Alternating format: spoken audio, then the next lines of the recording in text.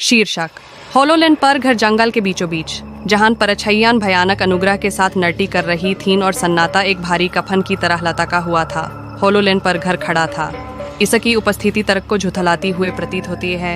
यह एक ऐसी संरचना है जिसे समय के साथ भुला दिया गया है, जो जंगल के निरंतर आलिंगन में समा गए हैं। किसी ने भी करीब जाने की हिम्मत नहीं की, क्योंकि धीमी आवाज में फुसाए गए किस्से ईसा के अंधेरे रहस्यों को बयां कर रहे थे। सारा, एक जिज्ञासु आत्मा और रहस्यों को सुलझाने में रुचि रखने वाली, अपनी एकांत यात्रा के दौरान अचानक उस घर पर पहुंच गई।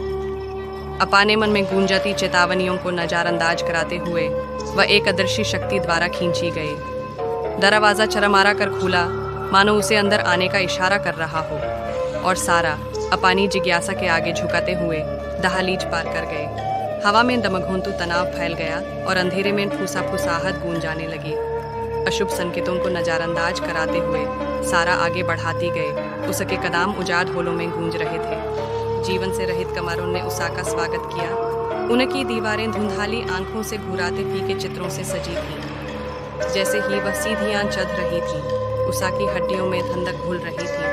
हर कदम उषा के बाजान के नीचे कराह रहा था। गलियारे के अंत में एक दरवाजा थोड़ा सा खुला हुआ था, जिसा से एक अलौकिक चमक से नहाया हुआ कमरा दिखाई दे रहा था। अंदर कदम रखाते ही सारा ने खुद को एक ऐसे दृश्य में फंसा हुआ पाया जिसा ने उषा का खून जमा दिया।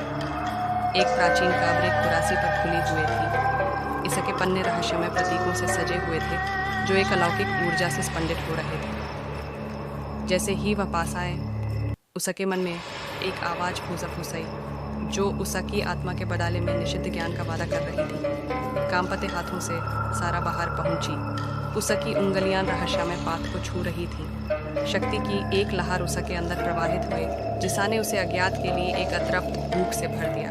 लेकिन जैसे जैसे फुसाहट तेज होती गई, उसे अपनी जिज्ञासा की असली कीमत का एहसास हुआ। कमरे में अंधेरा छा गया। टेंड्रिल उषा के चारों ओर घूम रहे थे, जिसा से वह शापित धमाके से बंध गई। जब सारा ने दमघोंतु पकड़ से संघर्ष किया तो हताश चीखें होल में गूंज थीं, लेकिन यह व्यर्थ था। रात की गहरी में होलोलैंड के घर ने एक और शिकार का दावा किया। इसकी भूख अतृप्त थी, इसके रहस्य शाश्वत थे।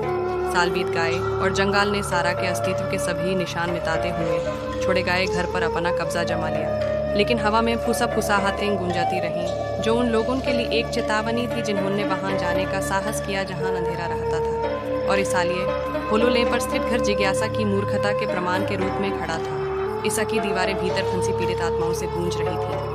अज्ञात के दायरे में कुछ रहस्यों को दफन कर देना ही बेहतर है। ऐसा ना हो कि वे उन लोगों के सार को खत्म कर दें जो उन्हें उजागर कराना चाहते हैं।